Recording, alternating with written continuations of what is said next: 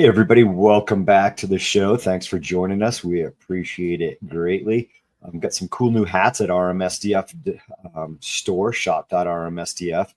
You can thank Josh for that because he wanted them out there for some of his guerrilla marketing, getting out in the community.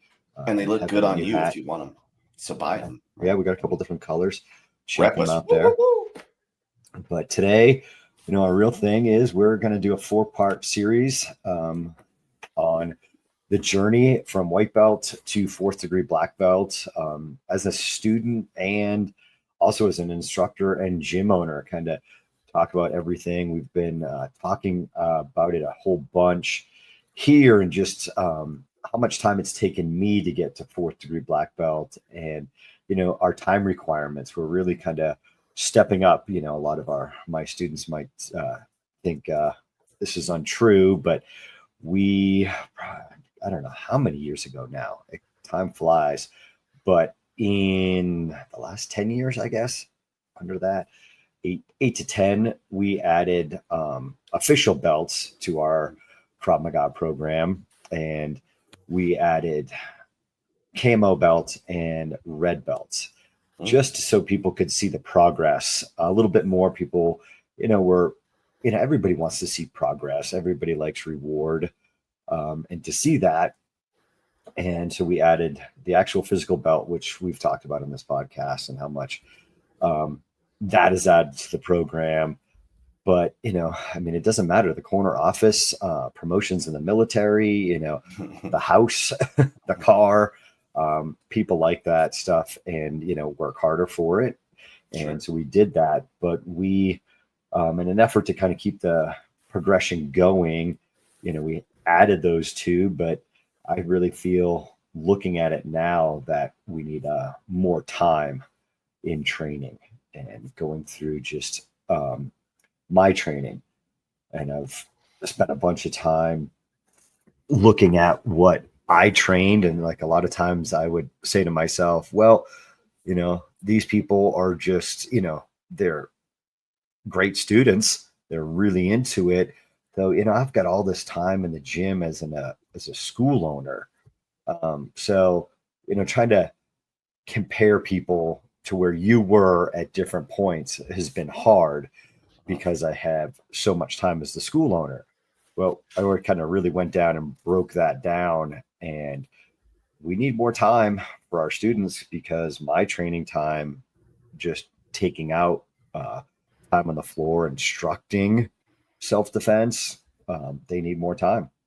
Yeah. So I'd like to also say something is you've got, well, I'm going to start asking a few questions here because I really want to get deep into the journey of John Hallett from the white belt to black belt. But when you're thinking about, oh my God, I just totally forgot the question. Where was that? Where were you at? I had a grand question. Oh, what you've done is you've done 30 years of martial arts, right? It's amazing. I don't even know where it's at. It's been a long time.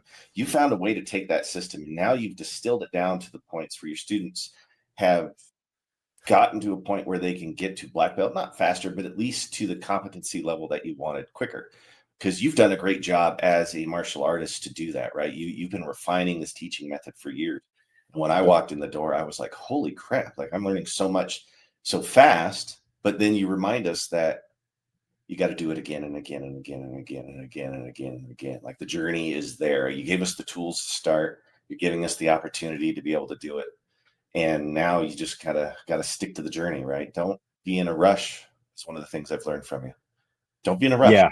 Don't be in a rush. So many people chase the belt. They chase whatever it may be, and the belt really doesn't make you. As Mr. Miyagi says, that's a belt from Kmart. Yeah. People chase the belt and their certificate so many times. I've been in so many instructor trainings, and people just chasing it, and they're not that great. You've got to be patient. You've got to be patient and put in the time. Yeah, the journey is the fun part. Going every day and doing it is the fun part. The byproduct is I get better. Yeah, it's just going to take reps. Knowing 1 + 1 is 2, and knowing if their weight's back, I can do a foot trap dump. It's two different things. You've got to feel that weight so many times It is so different. And people a lot of times feel like, yeah, I got it. And they do. They've got the concept. They've got 1+1, but you have to feel that in fighting. You have to do that so many times to be able to do it live. Here, I want to ask you questions about feeling as I now kind of walk you through like the early parts of your journey. So you played football, right? You felt energy move between people a lot. So those early sports helped you decide that you wanted to go into martial arts. Like what was the thing that got John to say, I'm going to go learn a martial art? All right. So we're going back to, Nantucket Island, and I was really looking for something else. I mean, I was working out at a local gym, which was, a former racquetball club. And there was a Taekwondo. Master Miller was renting space in the aerobics room, Really? probably like 7:30 at night, 7 How old o'clock, were you? something. How old were you? 19. Okay. So you find Mr. Miller at 19, huh? Wow. Yep. And just looking for something to do. I really miss that, physicality of football. And, once I got over, the little white uniform and all my buddies at the gym making fun of the Taekwondo dobak and wearing that, okay, weird, in front of all the guys I worked out with, and, they all made fun of me. But, oh, well, I always like, come on, do the class. The more I did it, like, do the class. Like, I don't want to wear the pajamas. Like, we don't. Okay. I mean, we're kids, right? So you broke up. So, okay. So the kids are making fun of you, which is kind of a weird move because, you're learning how to fight. You walk in, you find Mr. Miller, and it just kind of starts there. Did it grab you from day one? I mean, yeah. It's like, oh yeah. I mean, I was doing every class I could. I was training a ton. It just bit me. I loved it. So I just wanted to do it more and more. So I was going to classes all the time, everything he had. So do you remember your first white belt test? Like with him? Can you think back and remember a little bit of that? Because that's the first time you made a jump, right? And what was it like? I barely, I have a video of it by chance, and I don't know where it is. I might have put it on our YouTube channel at some point. I had a bunch of archive stuff that I had converted to MP4 from VHS and DVDs that I had. That I barely remember. I remember looking back at the video that one of my mother's friends was in the class. She was a higher belt than me. Let's see. I just remember just going through, you're doing like rising blocks and low blocks and front kicks and all this stuff. I don't really remember it, but I remember walking into that first class, and I forget which guy it was, actually said fresh meat. And I was like, okay, is this guy now? I'm like, is he trying to intimidate me? I'm not sure. But my football experience, quickly, I'm sure I, kept it in the back of my head when we, started sparring, that I just had one thing that I would do is just go forward. I played offense and defensive line for, the last 3 years of my football career.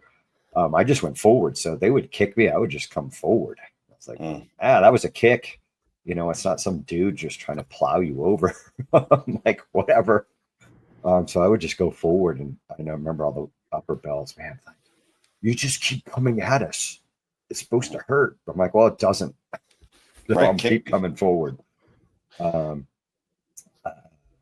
that was outside, of the you're in the kind of the hallway of the gym, and it was, down 2 stairs. You went right was an old racquetball court, but that was the weight room, and on the left was the aerobics room. I just remember standing out in the hall, like, waiting, for the class and what to expect. But that's the biggest thing I remember about my first class. And if any of my students do that, you're going to be meat. So you do this for a couple of years in Taekwondo. How many belts deep do you get in with Taekwondo? And then that's going to lead me to my next question. That's gonna jump up. I made it to second degree, and that's where I found Krav Maga. Interesting. So that would take us like into that black belt realm, which we wanted. This is just part one of this episode. So let me take you back journey a little, because when did you decide? Like, there's this time where you got to start weighing how much time you work and how much you train, and you decide to open a gym. Is that still further down? Do I ask that question later? That's probably a little bit further down. Being a beginner. Yeah. Those stages are so tough. Just remember falling on my butt doing an axe kick that we don't do, generally speaking. We have them in Krav Maga, but not a staple kick by any means. I always tell people I like to do axe kick and hit people in the back. Sure. Holding guard just is something that they might not be expecting. But just thinking you're getting good and you're not. Yeah. When did you think you started to get good? Like you come into white belt. I thought I was good. Dude, I thought I was good like the first class. You thought you were the badass that walked in the room, huh? Like, I walked in, I was like, oh my gosh, there's so many badasses around me, like on day one for me, right? So I didn't have that mentality. You walked in and you were like, I'm going to kick all their butts, huh? So that was white belt day one. Oh, no, there was some good. There's, God, I forgot. I wish I could remember the guy's name. He was really good Taekwondo fighter, really tough. There was a bunch of guys. They would whack me around a whole ton, but I kind of had that. Yeah, I got this front kick. I got it. Like a lot of white belts, I got this kick. I got it. All right, let's move on.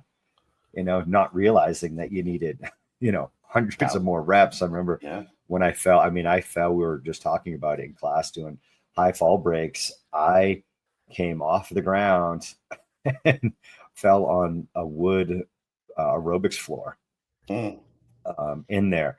And I probably was terrible at falling, but had done enough falling in sports that I was okay. Like I just remember like, okay, I'm on my ass here. Great. Did you know what to do with your hands? Like, that's the one thing I had to learn quickly, is that my hands are all over the place. Taekwondo is terrible with that. So. Oh, really? So more legs then? Taekwondo emphasizes, kicks over punches. Even like you get more points in a tournament for, kicks and head kicks than punches. So it's really de-emphasized. So I had a lot of trouble with that. Especially switching over, keeping those hands up, when you're training in a system that nobody's really punching in the face is tough. Now, I forget it was pretty early on that my buddy Jack, who was a boxer, came in. We started training a lot on the weekends. And, we put on boxing gloves and would, fight outside of our Taekwondo. And, he was a really good boxer. So we started punching a whole lot to the face. Master Miller didn't like that a whole lot because we would be going, hey, it's kind of a waste of time. Like, let's put on these boxing gloves when he's sparring. And he kind of let us go, but he just didn't want us to scare the new people or other newer people in there. He would let us do it. Just like, oh, these guys want it. They are the client. Oh, we're both agreeing to punch the face. We got boxing gloves on. Got a mouthpiece, coach. Yeah. And, but gosh, I forget I think it was Thursday night was his sparring night way back when. And, sometimes if there was a new person there, the class, I was kind of annoying, but I was 19. So, I was like, hey, okay, next, are we going to spar? Are we going to spar? Beat people up today, coach. Are we going to spar today? Are we going to spar today? Did you have any nicknames? Did you pick up any where, you're that lower belt where you were doing some stuff? We've all seen them. And you're like, you got to give them like, Master Miller used to call me the wild one. Yeah, that's shocking. I've never seen you go wild. And your excuse is always, well, you were trying to kill me. And you wouldn't stop. I told the class, I'm like, I told you to stop attacking me. Stop attacking me. I did. And you want to continue. I told you to stop. I was having a good time until the stop knife means stop, Josh. All right. So he called you the wild one, which is shocking. So you had upper belts obviously around with you. Did you have any good mentors that started showing up in your lower belts? Those Oh guys yeah, that there's were a guy always there. Gene. I don't know what happened to Gene. He spent summers on Nantucket. He was there part. I never uh, figured that guy out. I was so young, but he was a really good mentor. Really introduced me to like Zen in the martial arts, a couple other, really good classic martial arts books, Book of Five Rings. He brought to me, um, he was really good. How did he used to tell me different things, like shut your mouth about this and that, and other things. But he was really good, helped me a lot. And there's different guys that would come through. I'm gonna forget. It was a judo guy that would come through. Gosh, I forget his name. Actually, one of my girlfriends used to babysit his kid. He had him and his wife had a store on Nantucket, I believe, and they summered there and went to Florida in the winter. But he showed me a lot of basic judo, and I was his crash test dummy, so he could stay up on his judo. After Taekwondo classes, would stay and he would beat me up and show me stuff. Totally worth it. Cool. So there's a lot of diverse techniques that you ended up seeing. Yeah, Master Miller did Hapkido, which as well as Taekwondo. So that was fun. That's similar in aspects to other Japanese martial arts and those crossovers. So that was fun. Yeah, getting Nantucket would get a lot of martial artists just there for the summer, and that was kind of the martial arts class too. I mean, if you're looking at you're a martial artist, like we'd have all sorts of people just come in and practice it over the summers to do whatever. And they're martial artists, they were into it, so they would pick up. But when we sparred, people would be doing other stuff. What was the scene like? I mean, how many martial arts places were there on the island? I got to imagine there wasn't a lot. Two. At the time when I started, there was the Aikido and there was Taekwondo. That was it. So, and you just walked in that day, and then I like that you talked. Well, I don't know how long it took me to decide watching like when that Taekwondo class. Did you watch the window and you're sitting there like, oh, maybe I could do that. Maybe that's me. I always had this interest. I can remember way back that there was a karate place. I believe, what town was that? It was in Rhode Island because we were really like a mile or so away from the border in Massachusetts to the Rhode Island border, and there was shopping was really a lot closer. There was a karate school. Remember, I wanted to go. I can't remember what my parents said or if I even spoke up. I can't even remember that if I was like, oh, karate. So I was kind of interested, but I was also playing baseball, and that was my sport way back when I was first grade, whenever I started playing. So, but I remember had always had this interest in it, and it was never I kind of found Bruce Lee and all that other stuff as my as a teenager, and of course the blood sport and all those type of movies, always had intrigued. So I was like, okay, well, here's this thing. It's right in front of me. And as a kid going, all right, I'm paying for my gym membership. How much does this cost? So, and I think it was even at the time, sometimes when look at our inflation at the gym, like, God, I think I was paying $100 when I started. That was a whole boatload of time ago.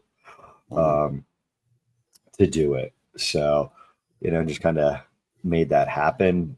I forget when I stopped. I stopped for a while. I built a house when I was 21. So I had to stop training to work and work on my house after work and weekends. But then I realized how much I missed it. Once the house was done, just my mindset, like more depressed. I'm like, why am I depressed? I'm a freaking 21-year-old got a 5-bedroom house with an apartment in the basement. Like, what the heck am I depressed about? And went back to Taekwondo, and just, my mindset changed so much getting back into it. How do you think all of the belting helped your maturity from 19 to whatever age before the switch to Krav Maga? I mean, did it help you grow up? What kind of like attributes did you gain from that? The respect, the loyalty, like how did it change you as you grew? Yeah, I mean, Taekwondo had a lot more, etiquette, we'll say, bowing to, greeting, and bowing to any upper belt as you met them. It makes you humble, and, learning and figuring out that you're not that good at whatever it is, really kind of humbles you, when you're sparring people better than you. Even learning the patterns and just trying to perfect those. I really did like those. I mean, they didn't really have any practical application to real world self-defense, but just a mindset to be able to go through, a set of movements, mocked up fight, which not really. But a lot of that, helps your mindset to be able to relax and go through something, and be fluid but powerful in those. And watching somebody do those, oh my gosh, I mean, Master Miller was amazing. And I can only imagine, all the hours he had. I mean, God, the patterns would take so long. And as I grew even up there, it would take, an hour and a half to go from white belt to, my like first and second degree patterns in Taekwondo. And that was my patterns, like the way you're setting up a kata. Okay. I can still do white belt one every once in a while. It still sticks with you, huh? Yeah. I'm like, every once in a while, I'm like, what can I remember about those ones? And, they take a lot of time, and, the practical side kind of weighed out, because that's why I originally got into it. But it was a good part of the journey of going through those. But it definitely makes you, it humbles you when you do a martial art, especially for a long period of time. What'd your parents think about you doing it? Did they support you in it? Did they care? Oh, yeah. Oh, that's cool. Oh, yeah. I can remember, I don't know where we were, Maine, Vermont, somewhere. And we went to a tournament, and I had my dad, my buddy Christian, he came to it, and they were like, we're not in play. They were like football fans, yelling and encouraging. So yeah, they always, my parents would come to some of my belt promotions. I probably, or actually Master Miller probably invited them. I probably didn't, to like my first degree test, I would do those tests were all in the Nantucket Elementary School. And, people would be in the bleachers, watching, and it was nothing big, it was Nantucket Island. It was small. So that was, it was tiny. But it's still, you got people in there watching you. It always adds a little bit of stress, right? Sure. When people are watching. How old were you in the first tournament? And what made you want to do the tournament? Just measure yourself? Master Miller. Actually, I was probably a little bit more advanced. That I wasn't in the basic belt levels. I probably didn't start competing until I look at a picture. I don't even know if the belt's in the picture, but maybe blue belt, and that's jumping up. But I only went to support the school. Master Miller really, wanted to go, wanted to bring his students. I wasn't really into it, but as I was coaching classes, so it's kind of accelerating out of the basic level. But I just went and started doing them just for him and the school, just to be there as more of an upper belt and supporting the school. I was never really into that aspect of it, because I just felt like the Taekwondo tournaments, you couldn't go. I would lose points because, Jack and I were punching each other in the face, and go to a tournament. Now, especially if below black belt, you couldn't punch to the face. Yeah.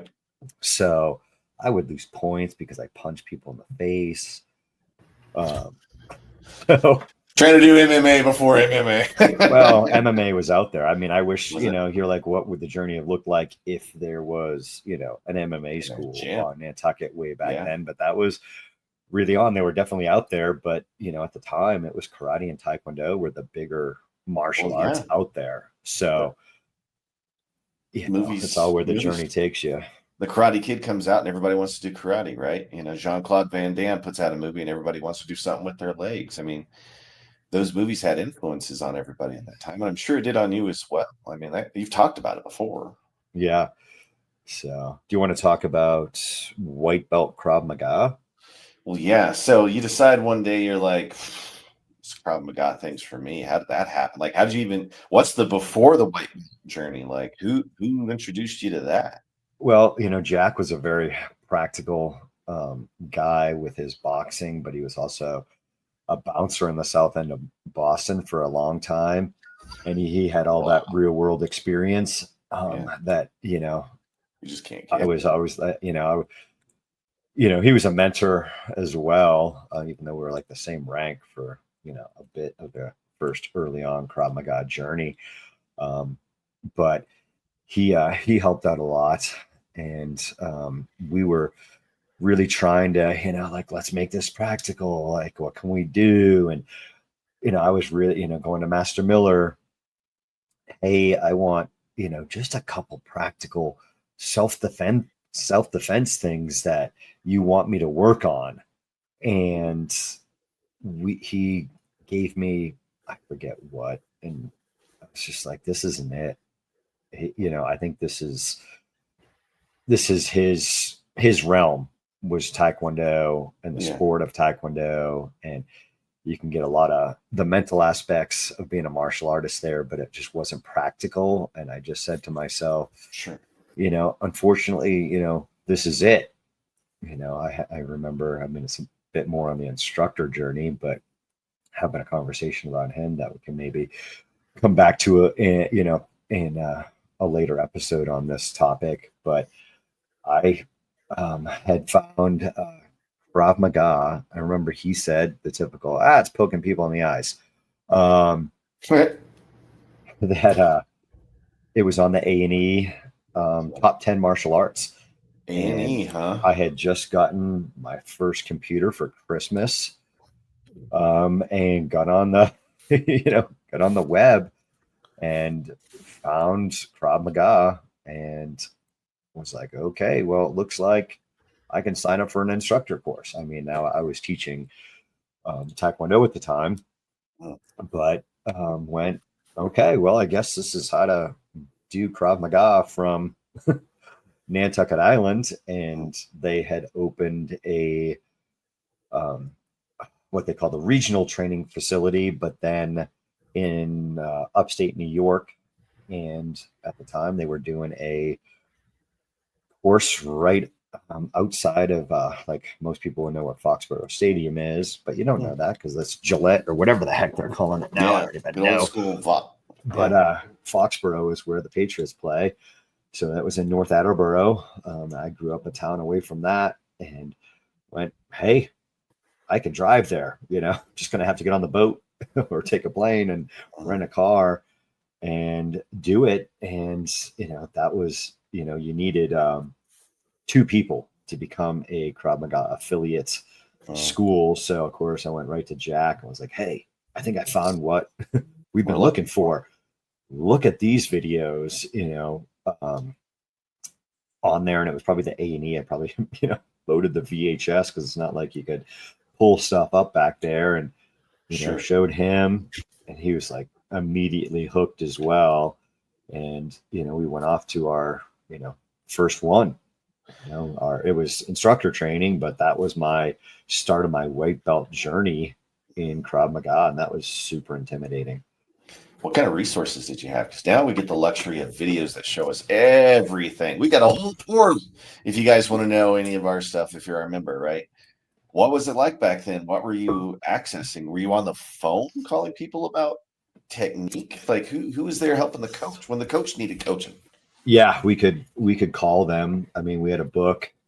Krav Maga worldwide was the only official before they lost the trademark, and I think that's had a lot of ramifications on Krav Maga and crappy Krav Maga and ruining the name, unfortunately. But we had their videos, and I remember I had gotten a ton of videos being on Nantucket Island and going, I would, save up. I mean, what were $34, $50 for an Instructor VHS. Ooh. And I would buy books and videos and going, if I learned one or two things from a video, I was like, all right, well, that was worth it. There's a whole bunch of other stuff on there. And the Krav Maga VHS series, I forget what they called it, but it doesn't matter. I was like, they're really trying to teach you. That's what I got from their videos right off the bat. I'm like, these guys are really trying to teach you, and I'm picking up a whole lot of stuff from their videos. So when I found the instructor course, I was like, it's got to be way better than this video. Sure. So I went, and Jack and I went and started the journey, and oh my gosh, I thought I was in shape. That's the biggest thing I can tell you from like white belt Krav Maga. I was like, oh man, I am not in Krav Maga shape. And I had stepped up my training, in there to go to that. And I did not step it up enough. It was physically demanding, but they're also trying to, weed out the weak in a lot of aspects of that. And that's, a conversation like I had with an upper belt yesterday that, the test is so long, a fight's not going to be that long. Like, yeah, but how else do we figure out if you're tough? Yeah. And have the mental, abilities to be a black belt, that you're mentally tough. And, let's throw down the gauntlet. It's not going to be 15 seconds long. And if you want it to be 15 seconds long, it's going to be horrible. It's going to be a horrible 15 seconds. So there was a lot of travel involved in your early belts to get tested too. Like, where would you go to get tested?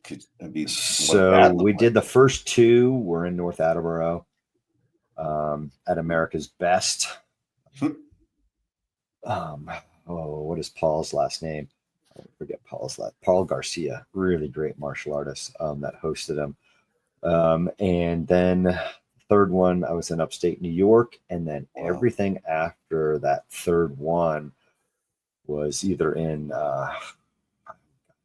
were they in West LA? Technically, I don't know. They were all in LA. You had to go all the way to California? Oh my God. Yes. Yeah. When I moved to Colorado, it was great. I'm like, this is fantastic. I already covered half the distance. Holy crap. Yeah. And it wasn't such a big time change. That was what really, just added to it, is you were just on West Coast time and your body's still on East Coast time. So it was just so terrible. I'm not good with time change at all. So that was a tough aspect of that training when I get out there. But those were upper belts. But just being in there definitely humbles you. Sure. Being in with a ton of other school owners, so it was very different. Especially that was it was pretty early days. It wasn't definitely like old school. Like I was in the 7-day courses where I've had like friends like Ernie Kirk that were doing a 10-day. Yellow belt, like, level 1 instructor trainings. I'm like, oh my God, 7 days. It was horrible. A long time. 10 days, especially when you thought you were, in shape and you weren't. I remember a guy, actually he moved out here to Colorado too, a little bit before me. We did so many push-ups, and this guy just went 100% on everything. His pecs were bruised, and kind of his shoulders. Like, I don't know what happened. I'm not a doctor, but he was so black and blue from the amount of push-ups that we had done in that course. It was horrible. It was a hard course. There was a lot of people that didn't come back for the next one. What kind of lifestyle changes did you make as you started belting more? Because you realized you said that Krav Maga taught you that you weren't in shape enough for Krav Maga. You weren't in Krav Maga. So how did the lifestyle change? Was that the catalyst? Because you do really great now. You eat clean. You work out a lot. I mean, was that like? Oh man, we went through the typical journey of thinking like Kashi's cereal was healthy for you. I remember that craze. And all that, you know, I always go back to, I used to drink ginger ale almost every night. Well, ginger ale's delicious. It's terrible. It's sugar coated. Well, I didn't say it was good for you. Yeah. Oh, it was so refreshing. I was like telling people, when I gave up drinking ginger ale, I swear I lost 5 or 10 pounds and just improved there, you know. You know, it was slow, especially I'm just trying to keep it basic of, you know, I was younger, but, you know, just trying to eat as clean as you could. You know, I remember bringing my igloo cooler to the job site and trying to be better, but it really wasn't better, you know, compared to what it is now. But it was definitely part of the journey, just like slowly but surely doing that. I remember taking out sugar out of my coffee because I got hooked on coffee because I couldn't have a coffee break working for my father unless you had coffee, because it was called coffee break. So if you drank ginger ale or something else, you don't drink ginger ale on your coffee break. You couldn't actually take coffee breaks. So that's from my love of cinnamon rolls and coffee. Come from. Oh man, the Rotary restaurant on Nantucket, little Rotary shop. It was right at the Rotary. Everybody knew where that was on Nantucket. Best cinnamon buns ever. Oh, they were so good. The guy named, and I like, if I remember your name, I'm so bad with names. This guy Elliot owned it at the time. Man, those cinnamon rolls. Oh, if we didn't get there in time and they were sold out, it was a terrible day. It was terrible. But it changed your life, huh? Like, but yeah, I had to take sugar. I mean, I took sugar out of coffee was kind of my point on that one. But tough, you know, slowly but surely. Where I went, what am I, a crackhead? And like I'm putting in this, like, you know, fingers worth of sugar into your coffee. Like, give it up, and you know, just that, you know, it's a huge. Just taking sugar out. It's such an addictive drug. So, have you met John Whitman at this point? In your Krav Maga journey, like when did you meet? Is that too? So we I think John was definitely there. I'm pretty darn sure. You know, they would bring in it was Sam Sadeh was our first, like, day one Krav Maga, and Sam was a former Mr. Israel bodybuilder, really tough guy. He was great. I really liked Sam. He was great. I haven't seen him in years. He told us, you know, his you know, day one introduction was, you know, in the Israeli military, in the IDF, you know, we're taught if our arm is blown off in combat and we've lost our rifle, was to pick up our arm and beat the enemy with our arm that is now brutal, detached from your body. And you're like, okay, this is Krav Maga. Do whatever it takes to go home. Sam was great. He loved to spar. So of course I loved, you know, Sam got frustrated. Sam's just like, all right, put on your fight gear. And it was definitely, you know, early on. So it'd be yellow, orange. That I remember John had come in maybe on like day 3 to finish out and grade the course. And he might've done that in our, you know, it's called phase A and B and C, or the basic ones. And I met him either at A or B. I can't remember. I've got a picture of Jack and I, Sam and John, America's Best karate. And it was either one of it was probably the second one, you know, like knowing that we're like got a picture, you know, which is crazy because, right, that we didn't your camera, your phone at the time, if it did, your flip phone, I don't even think, it definitely didn't, but wasn't a lot of, picture taking back then compared Yeah. to Well, if you didn't now. have film, right? I mean, you had to have a camera. It was a different world, right?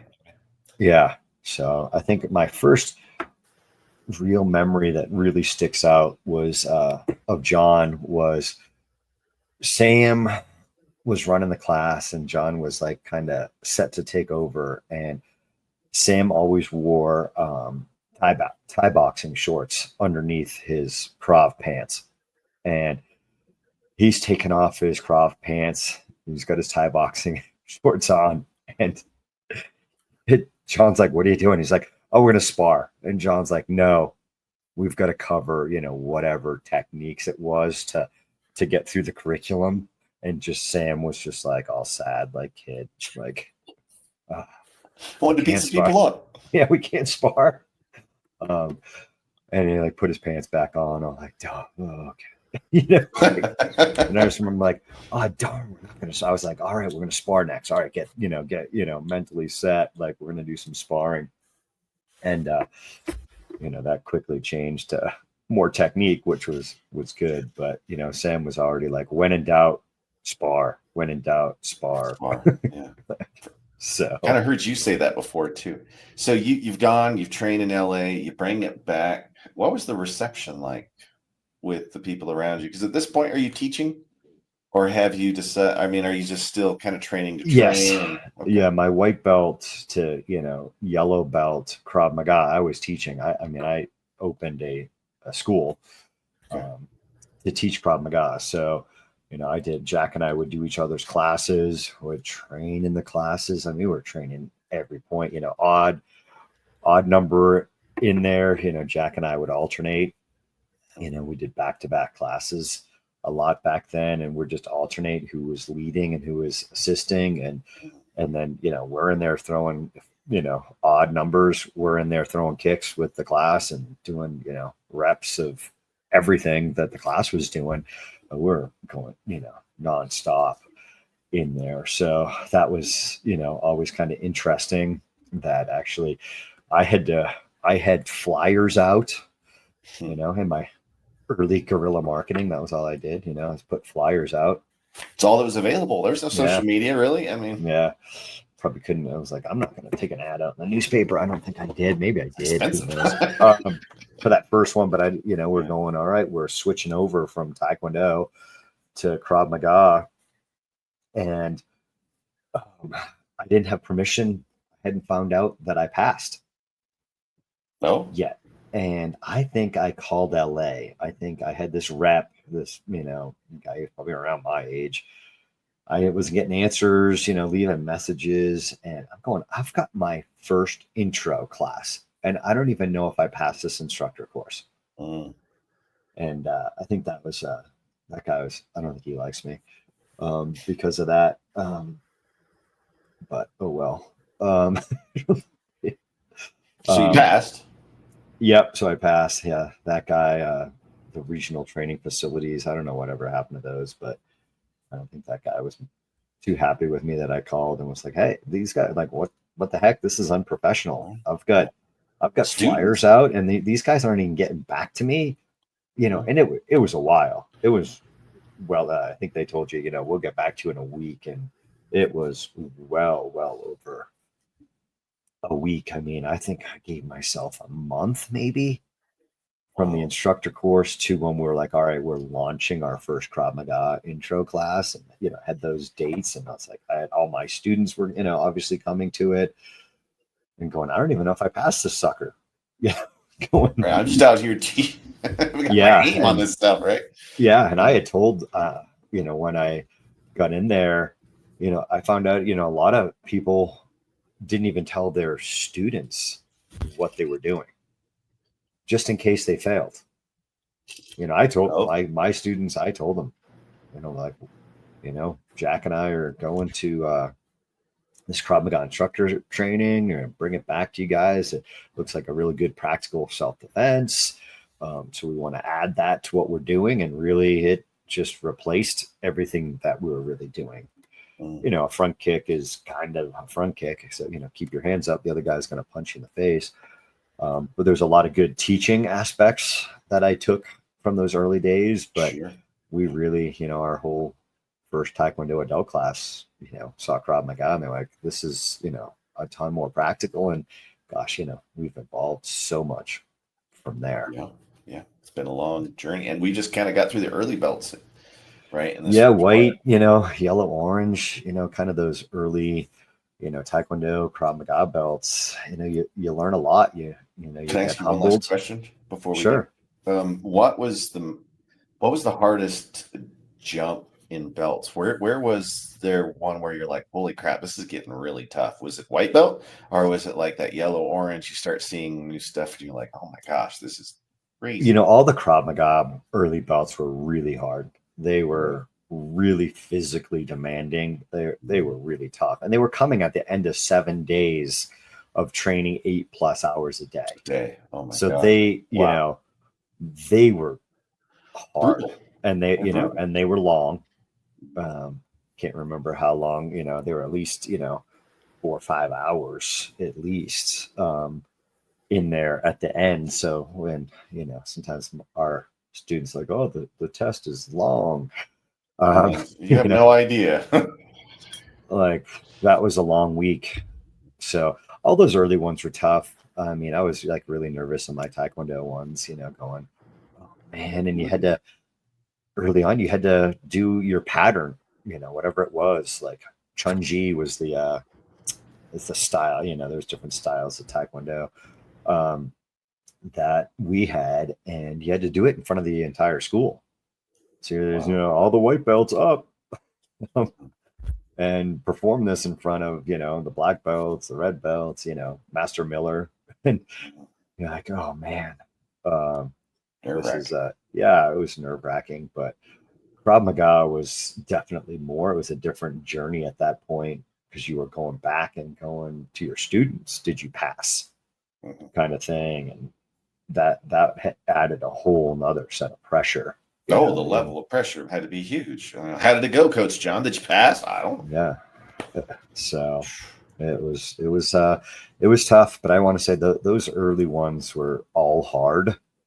Definitely when you got out of the phase training, then you went to expert training in Krav Maga.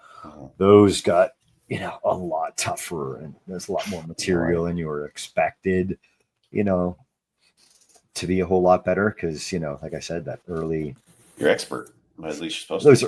Those early belts, especially way back then, the prevalence was karate, Taekwondo type of stuff, and improving your fight stance. Just trying to make that switch of changing your stance was a really hard thing to do, coming from a traditional martial art, switching over to Krav Maga.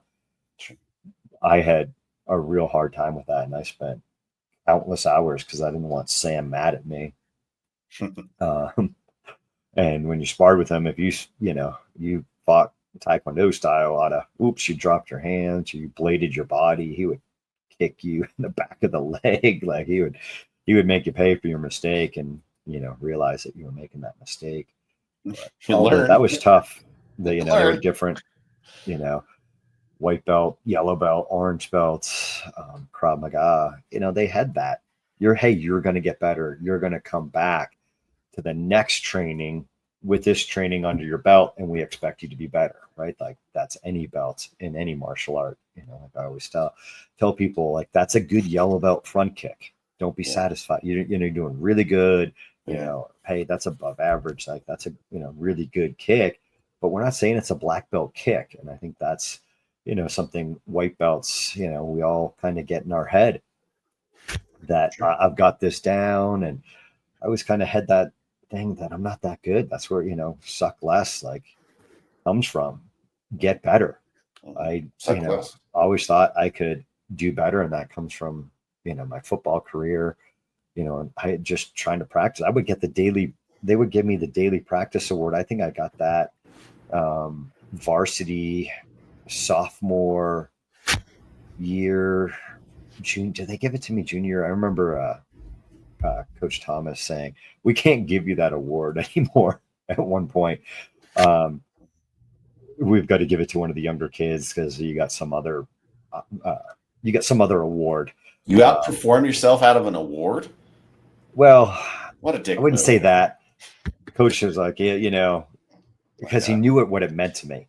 Sure. That you went in and you practiced hard every day. Yeah. And hey, I can't give you this award anymore. You're getting another one. It's got to go to one of the other younger guys and recognize them. But hey, we're not saying you didn't practice hard this year. Yeah. So, that's nice. You know, that's how I took my martial arts, is just, you know, get better and practice. But, you know, I did, you know, it was very typical, thinking like, yeah, I got this stuff down.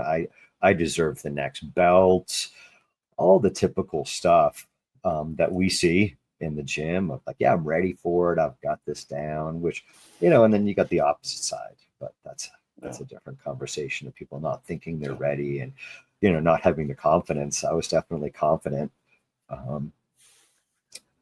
in my early days, but recognizing I can get better. But a lot of it was like, yeah, I got this. Even in, you know, Krav Maga was, you know, all right, next one. I mean, there was the nerves, obviously, but, you know, I did think, oh, geez, I'm this good. You know, I'm that good. I paid my dues. You know, it's all typical part of the journey. Yeah. That's sometimes where you can see where people's heads at. You know, you think you deserve the next one. Going, geez, I mean, that could make a side note. A whole other level. I mean, the whole point is, you know, I don't forget, you know, how long I've been at 4th degree. I mean, part of me doesn't really even care. But the other part is, you know, like, hey, I've been training with John in a bit because we've been doing the citizen defender stuff and timing of, you know, it's no longer in Vegas. So the trial by fire or something I did, you know, a ton with him, that firearms training for Krav Maga. That's where we found IDS, but I think it's moved to Texas. I love Texas, but it's hot and it's not Vegas. So it's Vegas. I know Vegas. You've got a few other perks. Yeah, even though we're in the desert, but in there. And now, you know, I would stay on the strip. Now our guys want to stay off strip and further away.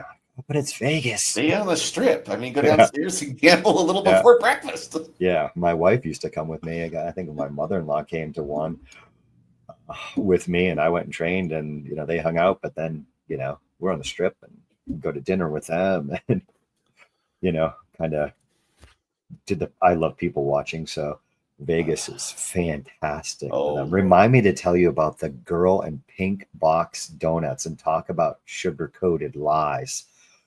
Oh my gosh. Okay, that's for off the air. Let's not touch that one here. Yeah, their thing is so good you'll want to lick the box.